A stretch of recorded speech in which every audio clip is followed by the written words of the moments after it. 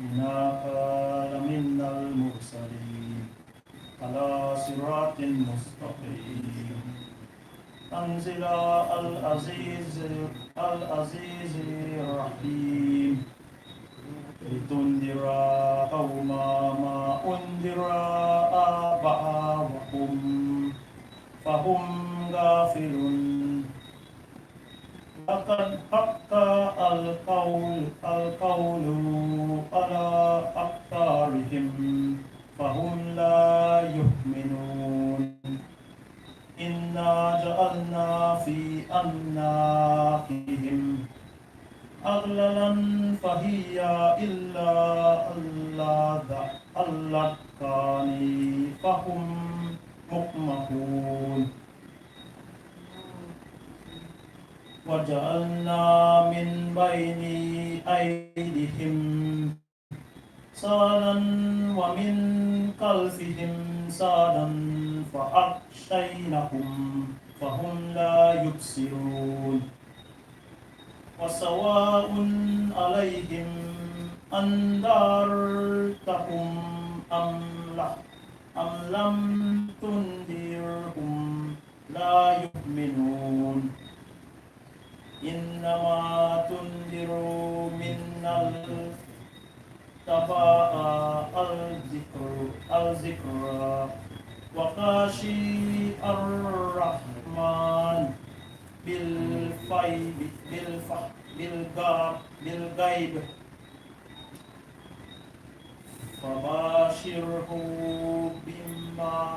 بمغفرة وأجر كريم إنا نحن نحيي الموتى ونكتب ما قدموا وأثرهم وكل شيء أحسنه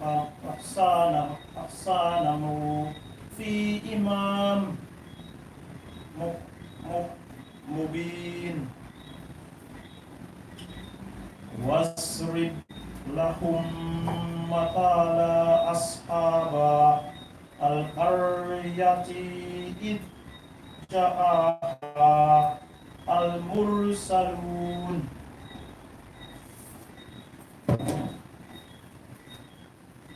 إذ أرسلنا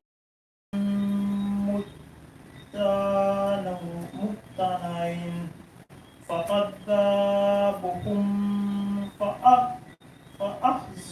فأخذنا بثالث فقالوا إنا إليكم مرسلون قالوا ما أنتم إلا بشر مثلنا وما أنزل الرحمن من شيء إن أنتم إلا تكذبون صدق الله العظيم. اللهم صل على محمد.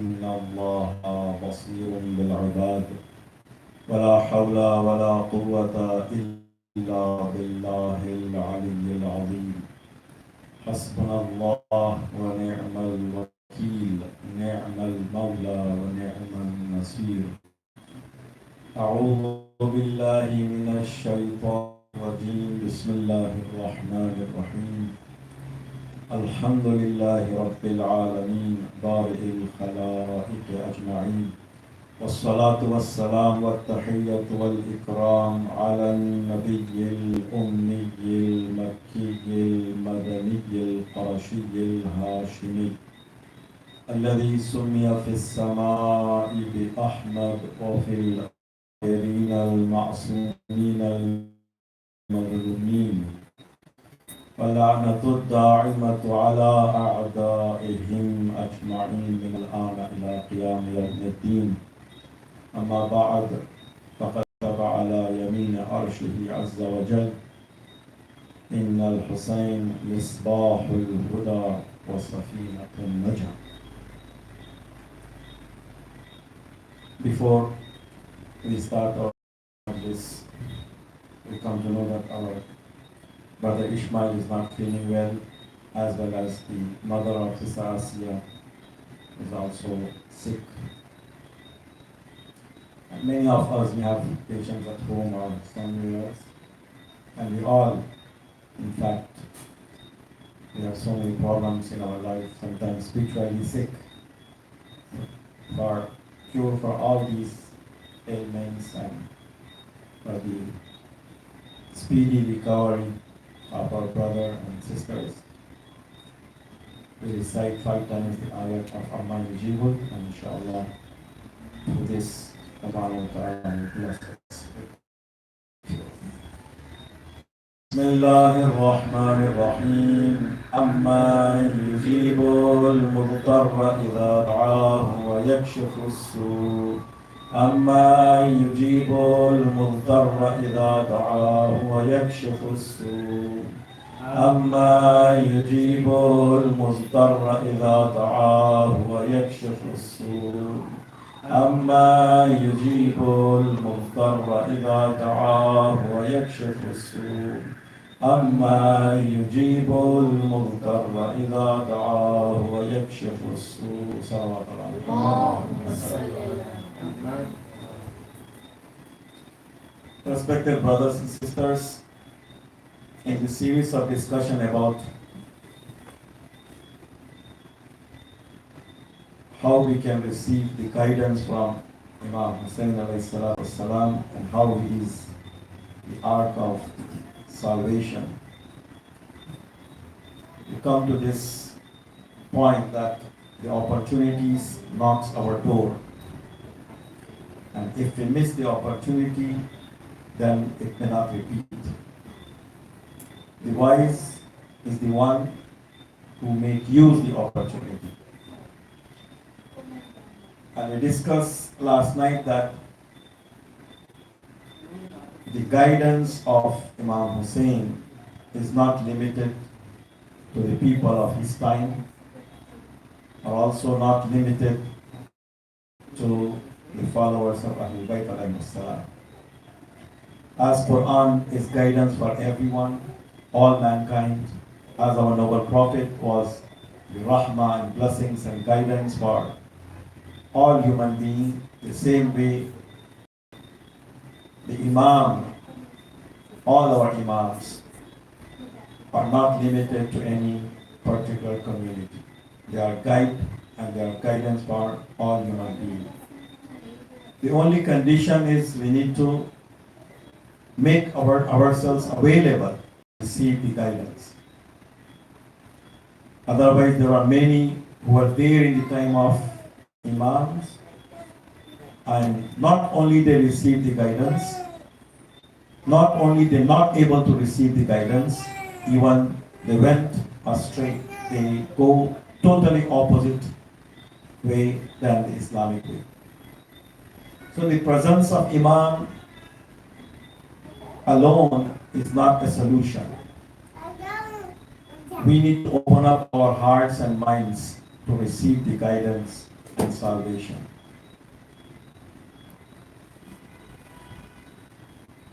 Particularly the revolution of Abu Abdullah Husayn and the revolution of Karbala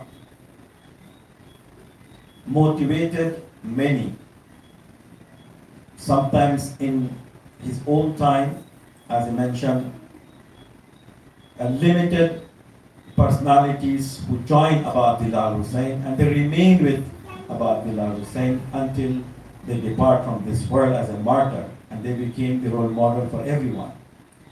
And there are many who had such an opportunity, but unfortunately, for any reason they missed that opportunity. And among those, we can find three categories. One, the category, those who were good people, they knew very well the status of Abu Abdullah Husayn, and they were well aware of the ahadith by our noble Prophet and also by Imam Ali alayhi salatu wasalam, the prediction about the Karbala. Despite of all those, they not only joined the mission of Abu Abdullah, even they came forward with suggestion to Abu Abdullah Husayn not to go to Karbala, not to go to Kufa. Some of them, they, like Tirimah ibn Adi, he was from Yemen. He came, he met Abu Abdullah Husayn, he was coming out from Kufa, and he had a discussion with Imam Husayn alayhi salatu wasalam. And while Imam invited him to join his mission, he said, definitely I'm going to join, but let me carry the items I have with me to my family, and I will come back and join with you. And then he discussed the other options. He belongs to Yemen. You know, the Yemen geographically is a unique place. It's a hilly station, the mountains, big mountains. And it's not so easy to fight against people who are living there. You know, at present, we have the 7 years plus war. Despite of so many weapons the Saudi had, so many support, political support, logistical support, support from weapon, you know, you just name it. You know, it has been very good mentioned. You had weapons, you had money, you had political support, you had support, but yet you are not able to win. We had no support, no political support, no logistic, no money, no weapon, but we are winning. It means God is not with you and God is with us. It's very evident. It's very clear. You know, it's something, it's not a history. It's something live you can see. I'll come back to this while discussing about the motivation, how people get out of the Abu Abdullah, mission of Abu Abdullah Husayn. He suggested that he belongs to Yemen, so he said, yeah, Abu Abdullah, we know that these people, they are huge in number. You know, according to narrations we have, the minimum is 30,000. The maximum goes up to 120,000 as well. Whatever, that itself is a big question, that to stop and to kill just about 70, you know, including children and old age people. You don't need to gather a huge army like this. That itself evident that they have so many questions in their mind, that what if the Bani Hashim really came to fight? Maybe that number is not enough. By that itself we could understand the bravery about this side, the side of Abu Abdullah Husayn, and the cowardness of the enemies. Even now you see the similar things happening. To attack Iraq, one country, they made an alliance of around 30 plus countries with so much of weapon, with so much of technology, so much of money to kill a couple million people in Iraq. And that's how you can understand where is the truth and where is the falsehood. How the people who follow the same line as Yazid, how they portray themselves, how they expose themselves. So he's suggesting that, yeah, Abdullah, if you really want to confront, the best place is Yaman. Please, brother, those who are there, come this side so I can see you. Let the ladies if they pass, they pass easily. So, it says Salawat. It is a hilly station. Yaman is the best place to resist. No army can come because your side is few in number. No matter how much the army come to confront you, you can still survive because the hill station allow you to go into cave and hide yourself and attack back. And it could, at least you can prolong the war and you buy the time until the time comes to really confront. Imam Husayn said in one sentence that no, I have a mission. That mission I can accomplish only in an open space. That itself it's a very opening minds of people, intellectuals, that Imam Husayn had a particular mission, and that mission accomplished only by shedding the blood. He himself mentioned from the inception in Medina himself, he said that those who want to ready to shed their blood, they can come with me. So it was clearly evident. And in the suggestion by Muhammad ibn Hanafiya, he mentioned what? Inna Allah sha'a an yarani qatila. Allah wants me to shed my blood. And he suggested that why you are carrying your children, why you are carrying your women, at least you go, only men can go. He said, Inna Allah sha'a an yarahunna sabaya. Allah wants them to be captive. So there is a mission. So after fulfilling the mission of martyrdom, there is another mission to open up the minds of people, not only people of that time, people until the day of judgment. So it is clearly evident that it was well managed, well predicted, and well planned, and well executed. And who won the war? Who won the battle of Karbala? It's very clear. Fortunately, while Imam Sajjad was on his journey towards Damascus, a person asked him, what happened in Karbala? Who won the battle of Karbala? Imam Sajjad took this opportunity and said, wait until the time for prayer comes. Wait until the time for prayer comes. If in the azan, if Muazzin calls the name of my great-grandfather, then we are the winner of the Battle of Karbala. If the Muazzin calls the name of the grandfather of Yazid, then Yazid is the winner of Karbala. So it's evident whose name is in azan. Why he said so? Because Yazid declared that no revelation came down, no Quran sent down by God, no prophethood.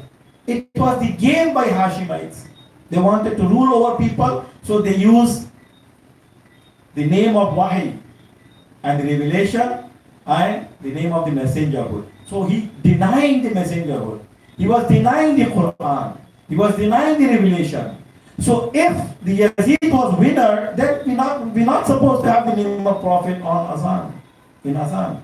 And the name of Prophet in Azan is evident that the winner in the Battle of Karbala is Imam Husayn. Sometimes winning is not just physical. You know, the target, the goal for which Imam Husayn fought is well achieved. Shahid Mutahari mentioned beautifully that sometimes people don't understand beyond their time. They cannot predict well after what happens after a year, after a decade, after a century. But Imam can predict through the centuries. Imam Husayn was not able to convince the message, to convey the message and convince the people in Mecca and Medina, even the great personalities like Muhammad Hanafiya. They were asking, they were suggesting not to go. And then they reduced their suggestion. They said, at least you don't carry your children and don't carry your women. And Imam Hussein was not able to convince them because the mission, they cannot understand what the mission is. Later on they realized that how each one of them among the children, even the children, they fulfilled their responsibilities. How beautifully they executed the plan. It was the open space so everyone can know. And then they, out of that captivation, they used that captivity as a tool. It is mentioned that while the people carrying the caravan to Damascus, in the court of Yazid, the reporter who was carrying the caravan, they were reporting to Yazid that Yazid, we tried our best to humiliate the Ahlul Bayt. We tried our best to just hear that we regret of what we did. But unfortunately, we never heard any word like that. It means we are the losers and they are the winners. So despite of whatever they wanted to do against the Ahlul Bayt alayhimus salam, it was they who were conquering the minds and hearts of the people, opening up the minds wherever they passed through. Even they selected the and the towns where they should not have, the inhabitants of the town and villages should not be among the followers of Ahlul Bayt. So they can pass through easily. But that is another advantage for Ahlul Bayt. Those who follow, those who are followers, they were followers. They could understand our mission. But those who are not following us, those who are not among our followers, we have to open up their mind. And the Ahlul Bayt alayhimus salam use the opportunity.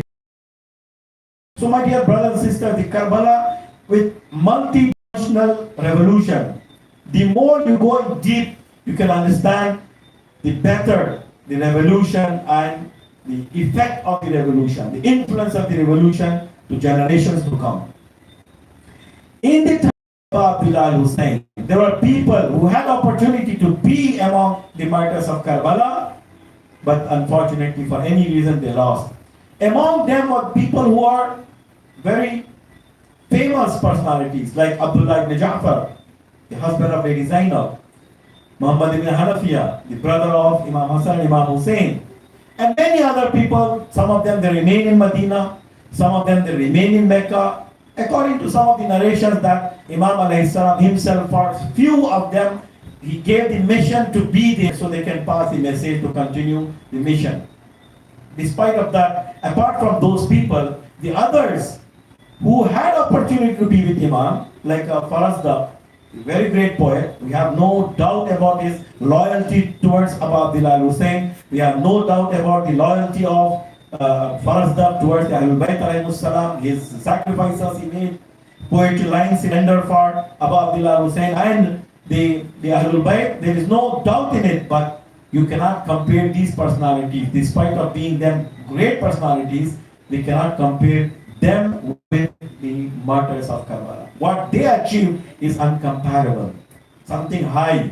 About them, we cannot find any word, any sentence by the Ma'soom, like our sixth Imam, Imam Ja'far as-Sadiq alayhi salatu was-salam. Allahumma salli ala Muhammad Allahumma salli. He said what?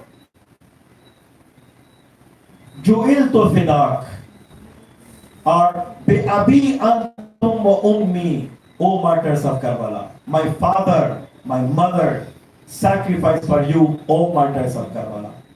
Not just for Imam Hussein, for the whole Karbala. We cannot find such wordings by any Imam about the martyrs of Uhud, the martyrs of Badr, the martyrs of Khaybar. We can't find that. They are very respectful. They achieved martyrdom, fine, but you cannot compare with the martyrs of Karbala. Why? Because of the situation. The historians mentioned many reasons for it. One of the reasons that In any battle, one of the words Imam Hussein used in the night of Ashura, that the ashab I found, the ashab I have, none of our previous personalities had such an ashab. Our Prophet, our noble Prophet never blessed ashab like ashab of Imam Hussein. Our Imam Ali alayhi salatu wasalam never blessed with ashab like ashab of Imam Hussein, nor the Imam Hassan.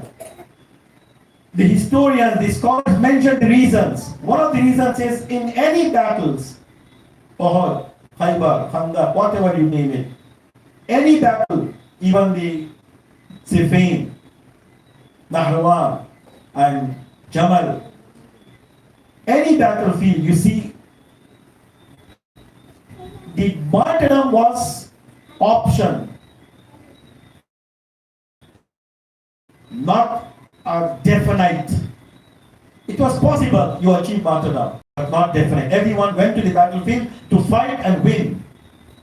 If they achieve martyrdom, that's another option. But in Karbala, that was not an option. It was predicted well that all of them were going to achieve martyrdom. There is no chance of physical winning. Despite of that, everyone was watching their death. Everyone was, even Imam Husayn ﷺ, the night of Ashura, through the ijaz and through the miracle he had, he closed down the curtains between them, the ashab of Imam Husayn, and the reality of the world. And even he opened up the curtains, and each one of the martyrs of Karbala, they saw their places after the martyrdom, what they are going to achieve.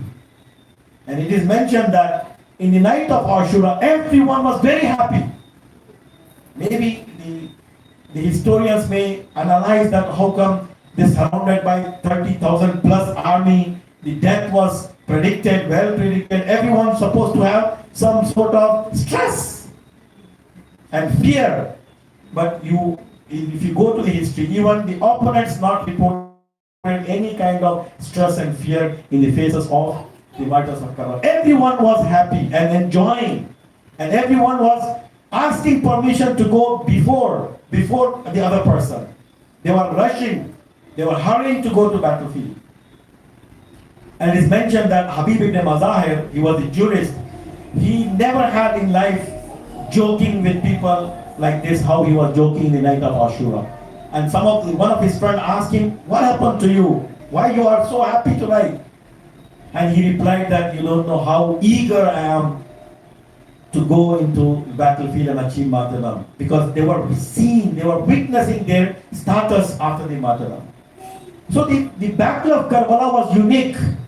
And the people who gathered, surrounded by Imam, the people who surrounded Imam Husayn, the people who living with Imam Husayn in Karbala, they were unique. They are seeing the death and they are embracing the death. They are eagerly waiting for martyrdom. So their maqam, their status is higher compared to any other shaheed or any other martyr. So those who are great personalities, Farazda, and some of them, like in Kufa, while Muslim Aqil came with his mission, there are many who had opportunity to join with him, but they said, no, we are waiting for Imam Hussein to come. And he opened up their minds that Imam Hussein himself wrote the letter. He said that whoever gives hands of allegiance to Muslim Aqil, it seems that they are given hand of allegiance to Imam Hussein. There is no difference. But unfortunately, they missed the opportunity. They said, no, we are waiting for Imam Hussein. And unfortunately, what happened? Ubaydullah ibn Ziyad misused the situation and crushed the revolution. And most of them, Hani ibn Urwa and his members of the family members and Muslim Aqil, all of them achieved martyrdom. And most of them, they hide themselves, and some of them, they went into prison, and some fled away from Kufa. And among them was some great personalities of the history, like Sulaiman ibn Surd al-Khuzai. And I recommend my dear brothers and sisters to watch the the movie, the serial made on this, the history of Karbala, the narrations of Mukhtar. I don't know if it is translated. It is there is a subtitle of English. If you watch again. Every single scene of that serial is giving a lot of lessons of the history about Karbala.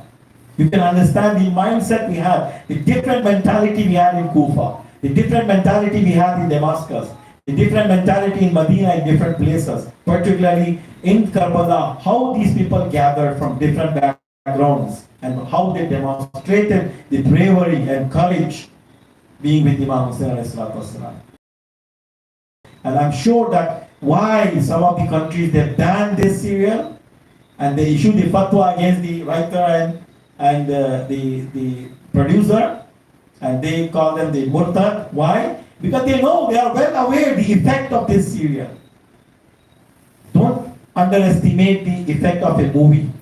Sometimes I read history, all of that, many times. But when I was watching that, it was giving me a different dimension, different view, different understanding. So we had so many mindset there. Sulaiman ibn Saud al-Khuzai, one of the historians, one of the jurists of the time, one of the very loyal to Ahlul Bayt alayhimus salam, but unfortunately he missed the opportunity. You know what happened? After the martyrdom of Imam Husayn, after the massacre of Karbala, they heard about it and they were not able to tolerate. And they said, no, we cannot live anymore. More than 3,000 people, those who missed the opportunity, they came and they said, there is the only way to reimburse what we did. That is the death, achieving martyrdom. And they went to the battlefield, all of them achieved martyrdom. And the use of that. No Imam is praising them. No Imam is mentioning this word that Joel to Fidak, or no Imam is mentioning about the Abi Antum Ummi. No. All of them achieve martyrdom. There is no doubt in it. Just a time difference, maybe a couple months, maybe a year or two. You could achieve the similar martyrdom in the battlefield of Karbala. You could achieve a highest possible status. But unfortunately they lost. Why do I want to mention this, my dear brothers and sisters? Opportunities when come, we need to use it. It doesn't mean that Karbala is past. It's a history. Now that chapter is closed. No, it never been closed. The slogan, it's not a hadith, but slogan is so famous that many people they think that this is a hadith. Recite salawat. Kullu yawmin ashura wa kullu ardin Karbala. This is slogan, this is not a hadith, but so beautiful that it fits and many things that is a hadith. Every day is Ashura and every land is Karbala. What it means? It means that the option is open for everyone. Maybe a different option. We need to find out what is the option for us. What is the Karbala for us? How we make our days Ashura. How we make the land wherever we are. How we make that land as Karbala. This is something we need to understand. And there are people in the history, my dear brother and sister, and still there are people who made use of it. You know, if you check the history of Islam after the massacre of Karbala, you see many, they proper use the mission of Imam Husayn, they change their lifestyles. Like the qiyam of the Tawabin, and then we have the qiyam of Zayd, the revolt against the Umayyads, and then the qiyam of Mukhtar, he stood against the Umayyad as well as he stood against the Zubairis. They did well. But there is a huge difference again between what you did after and what you did on time.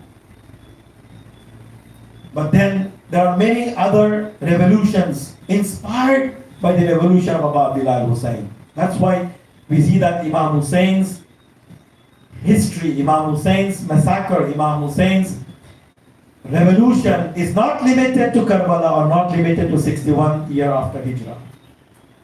He mentioned that Mithli la yubayi'u mithla, like me, never give hand of allegiance to like Yazid. So that is the lesson. It remains for generations to come.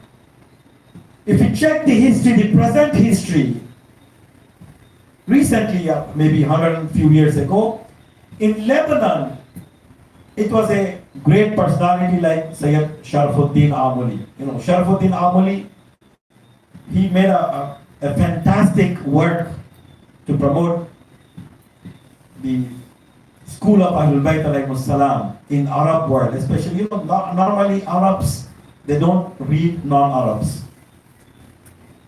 This is the basic of Islam, you know, the ABC of Islam is to cut down the barriers. No Arab, no non-Arab, no white, no black, no brown, nothing. No culture is proceeding to other culture. No language proceeding to other language. No ethnicity superior to other ethnicity. This is the basics of Islam. But unfortunately, until now, if you go to Arab country, you see the mindset of discrimination. They find that Arabs are superior until now. But unfortunately, they are going way back behind of those who are in the front line of Islam. They don't read non-Arabs, but he was the Arab, fortunately, Sayyid Sharafuddin Amali. He wrote so many books to promote the school of Ahlul Bayt alayhi salam. I recommend some of those, and very important books like The Right Path. It's very, very good book. It empowers us to debate with others. And he wrote letters to the Al-Azhar University, and he convinced many of them. At least he normalized the situation. Before that, letters with by Sheikh Sayyid Salafuddin Amali and also the Ayatollah Brojardi, they were not recognizing the Shia jurisprudence in Al-Azhar University as one of the schools of Islam. Now, after communication, they recognize the Ja'fari jurisprudence as one of the jurisprudence within the Islam. And until now, we have the department there in Al-Azhar University. That is a great achievement. At least minimizing the mindset, normalizing the relations is also a great achievement. And he wrote several books. Among them is An-Nas wal-Ijtihad, meaning if something is clearly mentioned in Quran or Ahadith, you cannot do jurisprudence on that. For instance, morning prayer is 2 rakat. You cannot have a debate or jurisprudence on this, because this is something nas, meaning clearly mentioned. You cannot go and do the research on that, jurisprudence on that. Jurisprudence only on places where we don't have nas. And he did mention that how come some of the ashab of Rasulullah, they're claiming that they are the ashab of Rasulullah, and they're well aware of the principle that they cannot do the jurisprudence against the nas, and they did it. He pointed out more than 1,000 places where, unfortunately, the great personalities after Rasulullah, they went against the nas of Rasulullah, the nas of the words of the Holy Quran. That is something very important for debating. It gives empowerment for us to have the vast knowledge of the history so we can debate with others. So, my dear brothers and sisters, the Qiyam and the revolution of Abu Abdullah Husayn is not limited to Karbala and not limited to 61 years after Hijrah. It continues until now, and it remains until the day of judgment. It depends how we can take lessons out of it, how we can open up our minds and hearts. Sayyid Sharafuddin Amali, around 1908, it was the domination by the Uthmanids in Iran, Syria, in Jordan, and other parts, in Turkey, in part of Iran, part of Afghanistan. And even they're knocking the door of Europe. They went up to the Spain and Balkan area. They had the control. So it was not allowed for Shias to have the Azadari openly. It was underground. Until now, you see in Saudi Arabia, in Bahrain, in many places, unfortunately, still the brothers are struggling to have the Azadari like this openly. So, Sayyid Sharafuddin Amali said that this is the Ashura in 1908. He said that we are going to organize the Ashura openly. despite of any consequences. And he placed few youths outside there to monitor the situation so they can inform what is going on. And the Azadari was in the day of Ashura. You know, the day of Ashura is totally different in the minds of the followers of Ahlul Bayt alayhi salam. In that day, in the Shia world, normally we don't work. We don't go any worldly things. The whole day we spend in grief and sorrow, and that is a part of our culture, part of our beliefs. So we cannot, despite of whatever the challenges we face in our life, we don't engage ourselves in any worldly thing in that day. That day, whether it is a working day or holiday, we consider that as a holiday. And we have to push ourselves in that culture. We have to let others know that this day is different for us. Let our officers know that this is the Ashura for us. We cannot work. Let our business partners, they know that this is the Ashura. We don't work in that day. So one day, if you come up, you are sending message to others that this is the very important day for us. And maybe a time will come, the government should declare the holiday on that day. If we push that, it will happen. Don't think that we are few in numbers. Sometimes, our effect, our impact, once it is with the action taken with sincerity, who knows? So inshallah, we hope that the coming Jummah is the Ashura, and we hope that our brothers and sisters from now on, they plan well that on that day, we are not engaging in any business, we are not engaging in any activity or any office work, anything. We can take leave one day, granted, we can come out and let's do the transaction with Imam Husayn one day. Let's see how much Imam Husayn will help us in that regard. We have to promote that. I hope that our brothers and sisters in Lindan, our brothers and sisters in Barbies, in other parts, they will also listen to this, and inshallah, they will also consider that day is a special day for us, mourning and expressing our sorrow and grief and greeting each other with that sorrow and grief, and we have to promote this culture. So let our children know that this is a different day. Let our coming generation understand that this day is the special day for us. So on that day, Sayyid Sharafuddin, and then what happened? The soldiers on horses, they came and they saw maybe that one of the miracles, that it was a ban, but despite of that, they allowed them. They were not able to confront, they were not able to stop, maybe because of the sincerity Sayyid Sharafuddin Abulia and people had. I want to mention that what was the condition of the Shias and the followers of Ahlul Bayt in Lebanon at that time. Majority of the Shias were illiterate. My dear brothers and sisters, go and read the history of Lebanon. Majority of the Shias were illiterate. Majority of them were below the poverty line. Most of the women of the Shias, they were working in the Maronese houses and the Christians' houses. That was the livelihood. Worst condition ever you can imagine the Shias had in Lebanon. And then Sharafuddin Amali, after the motivation he received from the day of Ashura, he said, we completed one step. We came forward one step. We motivated ourselves. We confronted, and alhamdulillah, we were able to successfully manage the Ashura. But this is not limit here. We cannot end here. This is the beginning point. And he said, we don't have literacy. He tried to establish the madrasas, schools. We had so many widows there. He established the orphan house. And then he started working on jobs.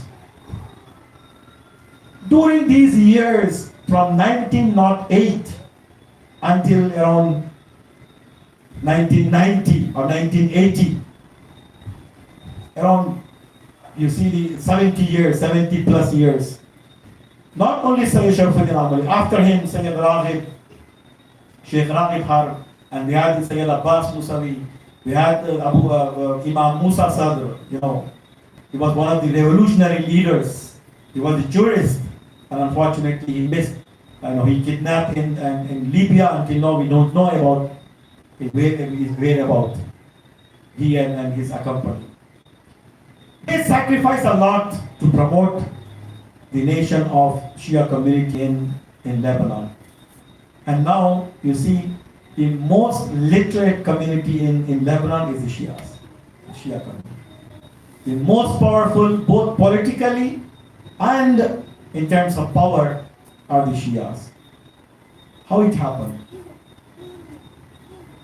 Until now, you see the biggest gathering they have in Lebanon, both in capital and the South Lebanon, is the Ashura Day.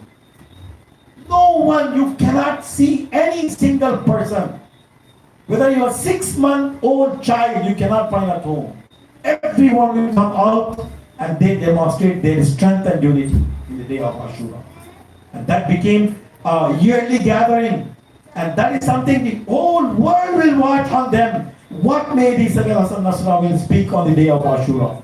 And I know, live, they translate into hundreds of languages. The whole world will watch that gathering. Why? Because they were able to learn the lesson from Abba Abdullah Husayn. It's not just we are mourning. It's not just we are weeping. It's not just we are beating upon chest, but we are motivating ourselves. And we have to act according to the mission of Abba Abdullah Husayn. The messages we have from Abba Abdullah Husayn from Medina to Kufa, from Kufa to Karbala, and then messages from Imam Sajjad and others from Kufa to Damascus and Damascus to Medina back. And the Imams after the revolution of Karbala, each one of them, Imam Sajjad alayhi salam, Imam Baqir alayhi salam, Imam Jafar Sadiq, if you check the history, majority of their work is opening up the minds of people regarding Karbala. And they mentioned that Karbala is unique. You cannot have repetition of the Karbala, but you have to take lesson from the Karbala. That was one of the examples I did mention about the Lebanon. And you see, if you open up your minds, you see the revolution of Imam Khomeini in Iran is nothing but motivation getting from the Karbala. He himself mentioned many times in his speeches that whatever we have is from Muharram and the Safar, from the Abba Abdullah Husayn from Karbala. Even non-Muslims, you go to Nelson Mandela, what he said about the Imam Husayn and his mission. Go to Mahatma Gandhi, what he said about Imam Husayn and his mission. Go to Bernard Shaw, many other Christians, Jews, Muslims, Hindus, all of them, they are getting motivation from the revolution of Abba Abdullah Husayn. So it is not just coming and gathering here and weeping for Abba Abdullah Husayn and crying for him and beating upon him. It's not a culture, my dear brothers and sisters. It's beyond the culture. It is something affecting in our mindset. It is something that motivating us to do better things, to do whatever we can, the sacrifices what Imam Husayn alayhi salam and his companions made in Karbala, we have to do it here, based on our circumstances. Just imagine if we start doing what Sayyid Sharafuddin Amoli did in Lebanon, and then following them, Imam Musa Sadr, Raghib Harb, Shahid Musawi, and all those, and what Imam Khomeini and his companions did in Iran, and what our leader Sheikh Zakzaki is doing in Nigeria, and what our brothers are doing in Yemen, what our brothers are doing in other parts of the world. Imagine if we start doing 10% of it here in Guyana, what may happen? Not only here in Guyana, in whole hemisphere, in whole Caribbean, we can come together, we can plan well, we can do something based on our capacity. I'm not mentioning that we have to do the revolution of just like how Imam Khomeini did in Iran. Whatever is within our capacity, we have to do it. Just imagine if we do it every day or every week or every month, what may be the future of our generation? What may be the future of the country and the community? And definitely, in Tansurullah, yansurkum wa yuthabbit aqdamakum. If you take one step towards the deen of Allah subhanahu wa ta'ala, Allah subhanahu wa ta'ala will help you, and it will help you to take another 10 steps and more. So any sincere effort, whether it is small or big, once it is for Allah subhanahu wa ta'ala, once it is for Imam Husayn, once it is for Quran, you see the barakah and the blessing, and you see the change of mind. You see the attraction of the people. You see the attraction towards the deen of Islam and the message of Ahlul Bayt alayhimus salam. Our Imams mentioned, many, not one Imam, many Imams, they mentioned that لو علم الناس محاسن كلامنا لاتبعونا. If people know what beauty we have in our path, in our teachings, definitely they will accept it. They will come towards it. They will get attracted to it. So the history is full of these incidents. The history is full of these experiences, and we are not other than people in Lebanon, other than people in Nigeria, other than people in Yemen or other parts of the world, my dear brothers and sisters. So the Karbala is not just a past history. Karbala is present. Karbala is our future. That's why you see the billions of dollars people spend to sabotage this, to stop this. You go to Pakistan now, you open up the media, our opponents, how much they are bombarding against the Ashura and commemoration of the Muharram. So it is bid'ah, it is haram, it is that, it is that. So we are beating up our own chest and they are feeling the pain. We know that what that pain is. We know that how people are coming towards the path of Ahlul Bayt.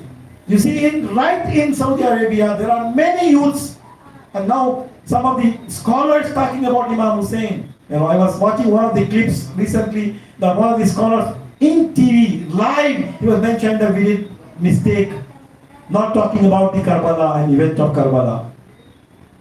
And it's coming out now.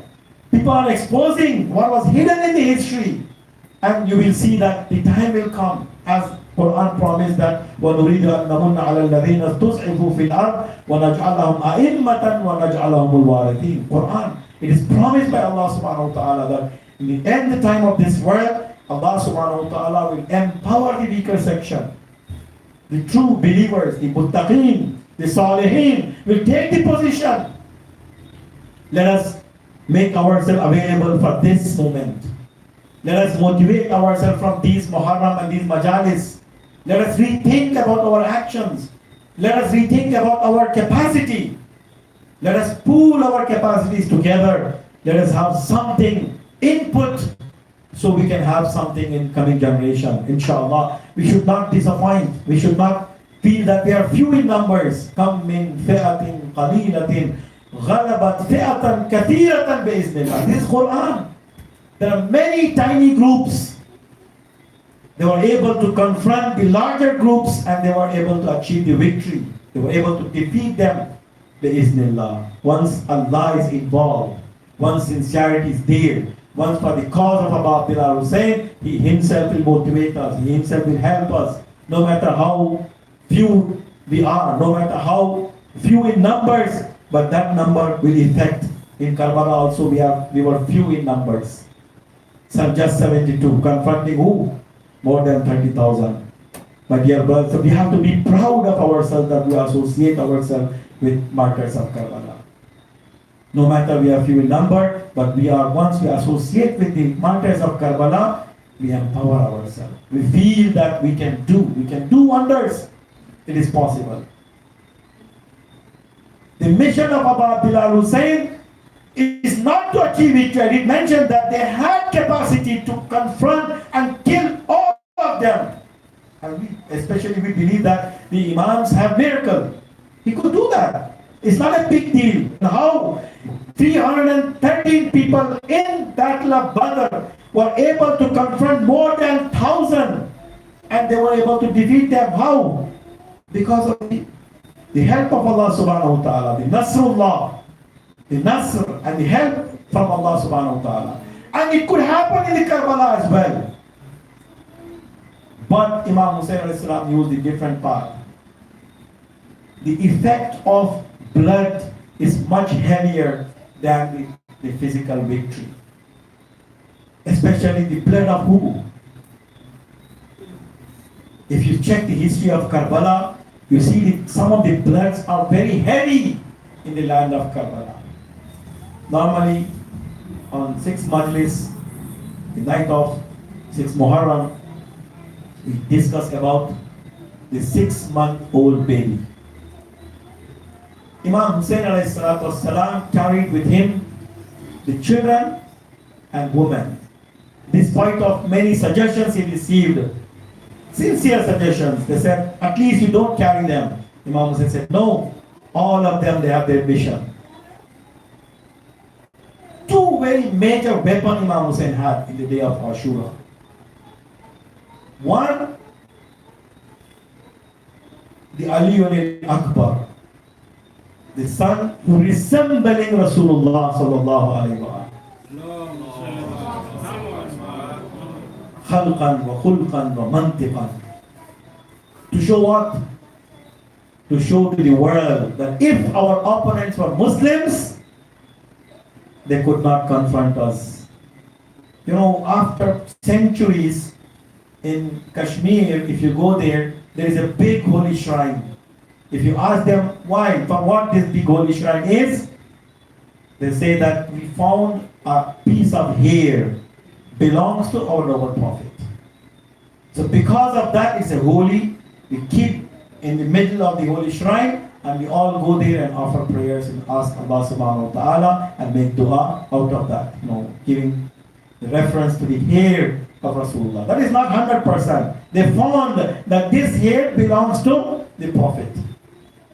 What about the grandson of prophet who resembles the prophet in all aspects? Whether any Muslim can allow himself or herself to confront, to say anything wrong, let alone killing and cutting the body into pieces.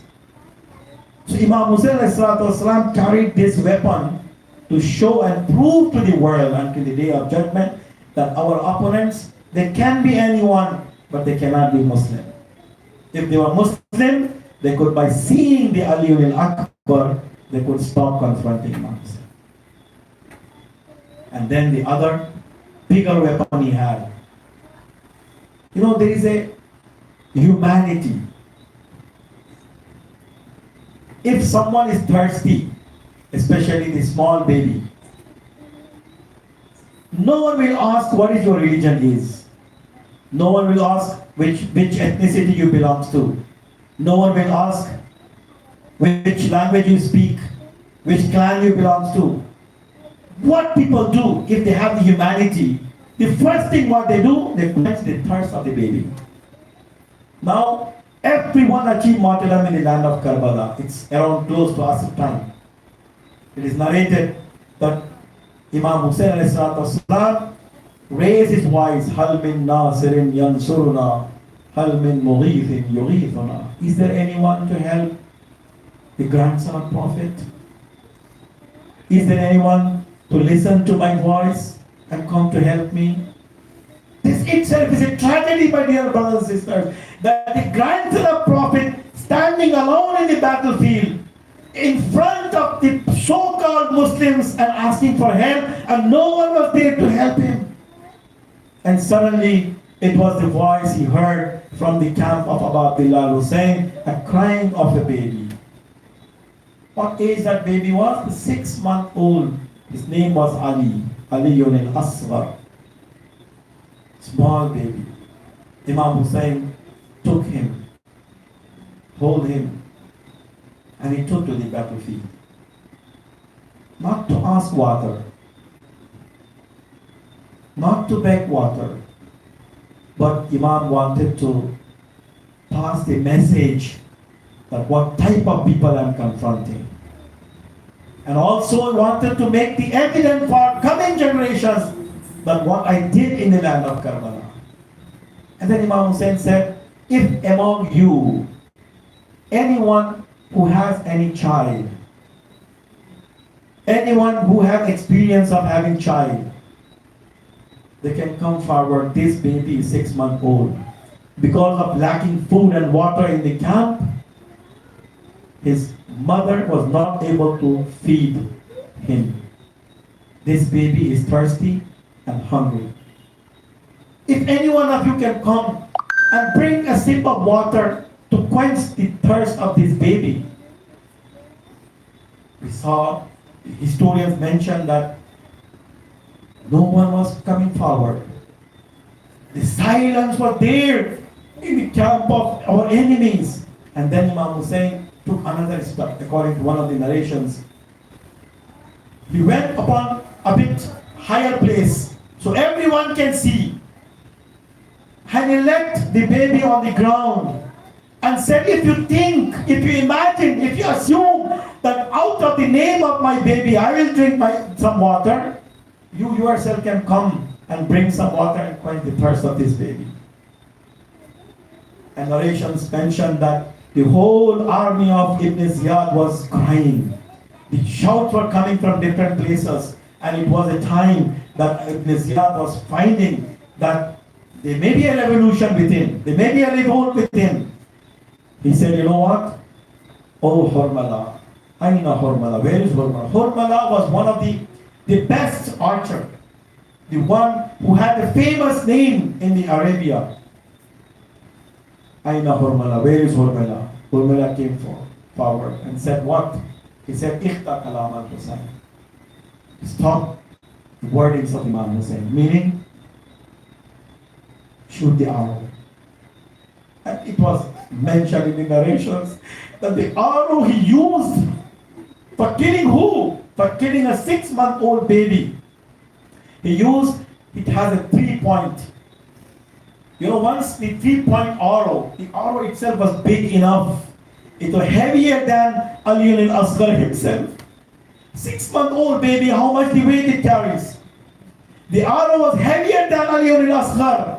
And he used that arrow to stop the kalam of Imam Husayn, to stop the revolt within the army. He shot that arrow, and that arrow came and pointed where? The neck of Ali al-Asghar. It is mentioned that a small baby, 6-month-old baby, how can it resist? It is not so easy.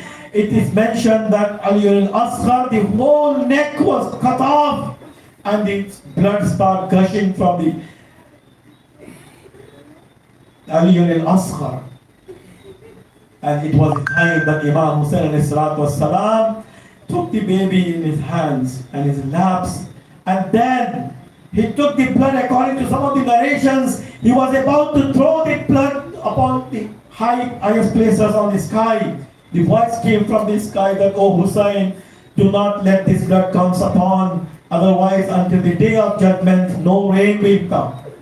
And then he was intent to leave this blood on the ground. And the ground shouted that, oh Husayn, do not do this. I cannot bear the weight of this blood.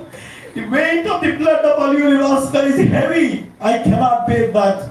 And then it is narrated that Imam Husayn ﷺ took that blood and he placed that blood on the face of Ali al-Asghar and took the baby and hid the baby within the Abba.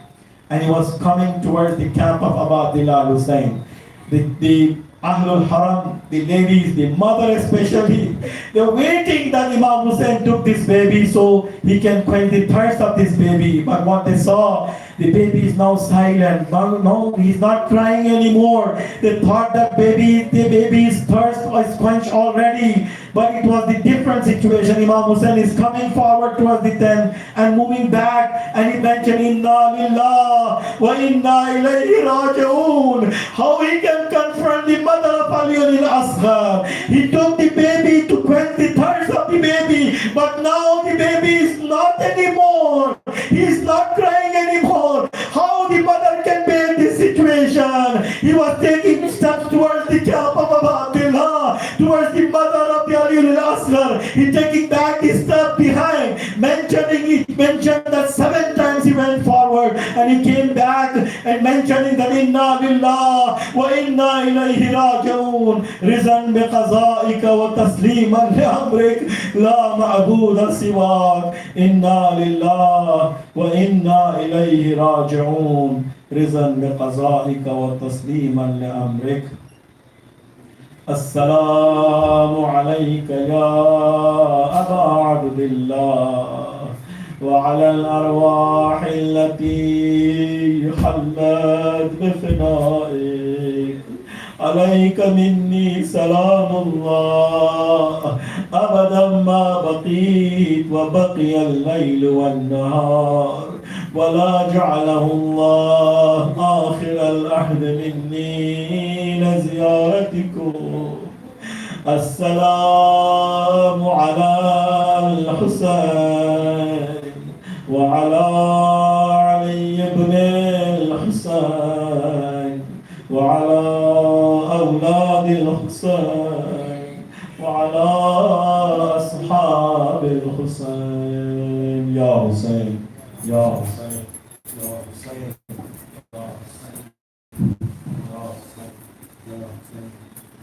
حسين يا حسين يا حسين يا حسين يا حسين يا حسين يا حسين يا حسين يا حسين.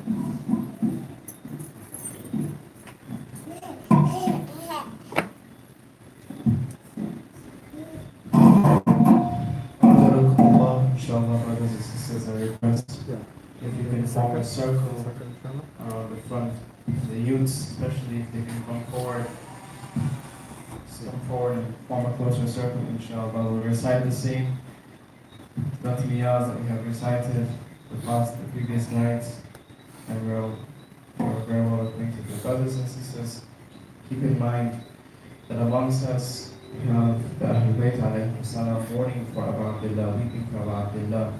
And when we recite the Ratmiyas, they recite with us, and they weep with us, and they beat their chests with us.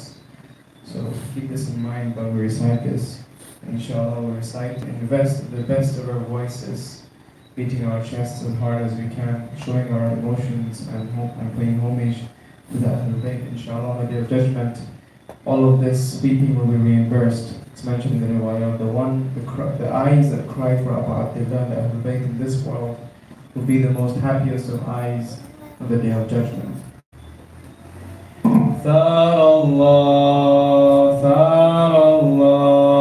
God, Thara Allah. Husayn is the rising sword of God, Thara Allah. Husayn is the rising sword of God, Thara Allah. Husayn is the rising sword of God, Thara Allah. Husayn is the rising sword of God, Thara Allah. Husayn is the rising sword of God, Thara Allah. Best of your voices. Husayn is the rising sword of God, Thara Allah. Husayn is the rising sword of God, Thara Allah. Husayn is the rising sword of God, Thara Allah. Husayn is the rising sword of God. Karbala is on our mind. Let us see what we can find from the lives of Husayn's men, who wrote the truth with a bloody pen. In our heart there lies a scar, carved in by Ali Akbar, young indeed, but there was a need for the wrath of a lion's heart. Thara Allah. Husayn is the rising sword of God, Thara Allah. Husayn is the rising sword of God, Thara Allah. Husayn is the rising sword of God. Abu Abbas, what can we say? Look at his body at the end of the day, bloodied and cleaved. Now we perceive the faith of a soldier who truly believed. For the free, what they able to see, the clarity of the Imam's plea. Switched aside and changed the tide, and rushed to his death with battle pride. Thara Allah. Husayn is the rising sword of God, MashaAllah. Thara Allah. Husayn is the rising sword of God, Thara Allah. Husayn is the rising sword of God. There's Habib wishing to be The first cut down by the enemy, his loyalty was completely for the son of Imam Ali. Allah, say is the rising soul. Allah, Husayn is the rising sword of God. Allah, Husayn is the rising sword of God.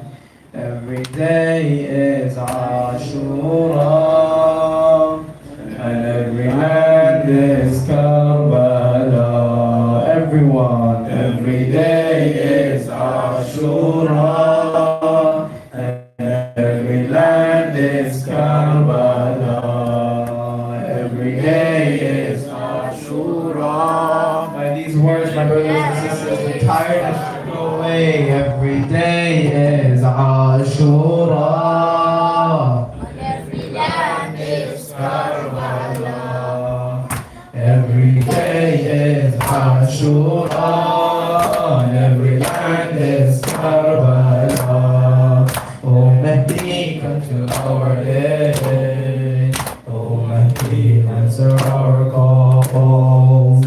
All those Muslims who are suffering today, it's because we have lost our way. All the orphans and the sick and the needy are being oppressed at the hands of the greedy. All the tyrants have joined together to destroy Islam forever. As they had gathered around Karbala, it brings to light the day of Ashura. Oh Mahdi, come to our aid. Oh Mahdi, answer our calls. Oh Mahdi, come to our aid. Oh Mahdi, answer our calls. Every day is Ashura, and every land is Karbala. Every day is Ashura, and every land is Karbala.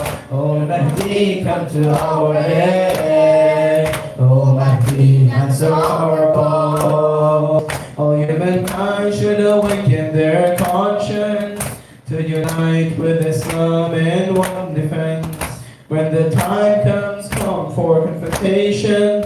We all need Mahdi's consolidation. Oh Mahdi, come to our aid. Oh Mahdi, answer our calls.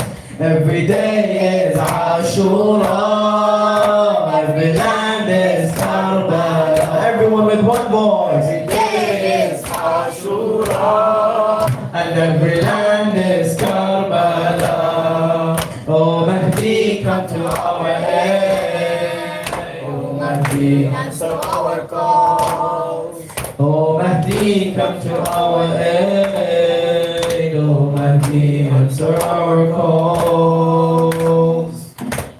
Husayn ya Mawla, ya Mawla, ya Mawla. Husayn ya Mawla, ya Mawla, ya Mawla. This last one should incite motivation, my brothers and sisters. Husayn ya Mawla, ya Mawla, ya Mawla. Husayn ya Mawla, ya Mawla, ya Mawla. Husayn ya Mawla, ya Mawla, ya Mawla. Husayn ya Mawla, ya Mawla, ya thirsty Ruqayya, thirsty Ruqayya, thirsty Abdullah, thirsty Abdullah. We just need water, Father, some water. Where's your flag bearer, son of Fatima? Husayn's all alone, Husayn's all alone. Now Qasim has gone, Ali Akbar's gone, Abu Fadil's gone, even Abdullah. Husayn wa wayla, Husayn wa wayla. Husayn ya Mawla, ya Mawla, ya Mawla. Husayn ya Mawla, ya Mawla, ya Mawla. Husayn ya Mawla, ya Mawla. Call your master's name. Husayn ya Mawla, ya Mawla, ya Mawla. Husayn ya Mawla, ya Mawla, Ya Mawla. Zainab cries Allah, Zainab cries Allah, Zainab cries Allah. Where's Abu Abdullah? Where's Abu Abdullah? Where's Ali Akbar? Where's Abdullah? Where's my flag bearer? Where's my protector? Where is my Abbas? Where is my Abbas? Husayn, Ya Mawla, Ya Mawla, Ya Mawla. Ya Mawla, Ya Mawla, Ya Mawla. Husayn, Ya Mawla. Release your voices, brothers. Husayn, Ya Mawla, Ya Mawla, Ya Mawla. Now the tent's on fire. Now the tent's on fire. Shackle Ruqayya, Zainab, have you seen Zainul Abidin? Ilan locked in chains, Ilan locked in chains. Zahra cries in pain. My Husayn is slain. Where is my Husayn? Where is my Husayn? Husayn, Ya Mawla, Ya Mawla, Ya Mawla. Husayn, Ya Mawla, Ya Mawla, Ya Mawla. Husayn, Ya Mawla, Ya Mawla, Ya Mawla. Husayn, Ya Mawla, Ya Mawla, Ya Mawla. Ya Husayn, Husayn, Husayn, Husayn, Husayn, Husayn, Husayn, Husayn, Husayn, Husayn, Husayn, Husayn. Sallallahu alayka ya Aba Abdullah. Sallallahu alayka ya Ibn Rasulillah. السلام عليك يا أبا عبد الله. السلام عليك يا ابن رسول الله. السلام عليك وعلى جدك وأبيك. السلام عليك وعلى أمك وأخيك. السلام عليك وعلى قسمة المعصومين من ذريتك وبنيك، خصوصا سيدي ومولاي يا أبا الفضل العباس بن أمير المؤمنين. السلام عليكم يا جميع شهداء كربلاء ورحمة الله وبركاته. السلام عليك يا صاحب الزمان. السلام عليك يا خليفة الرحمن. السلام عليك يا شريك القرآن. السلام عليك يا إمام الإنس والجان. الأمان الأمان من فتن الزمان. عجل الله تعالى فرجك وسهل الله مخرجك وظهورك. السلام عليكم ورحمة الله وبركاته.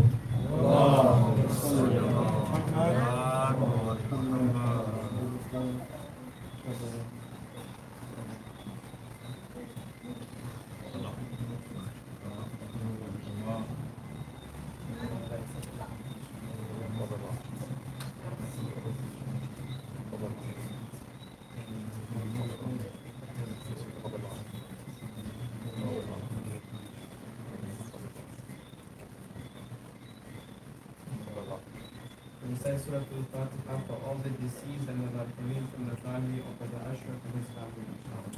Bismillahirrahmanirrahim. Alhamdulillahi Rabbil Alameen. Ar-Rahmanir-Rahim. Maliki Yawmiddin. إياك نعبد وإياك نستعين اهدنا الصراط المستقيم صراط الذين أنعمت عليهم غير المغضوب عليهم ولا الضالين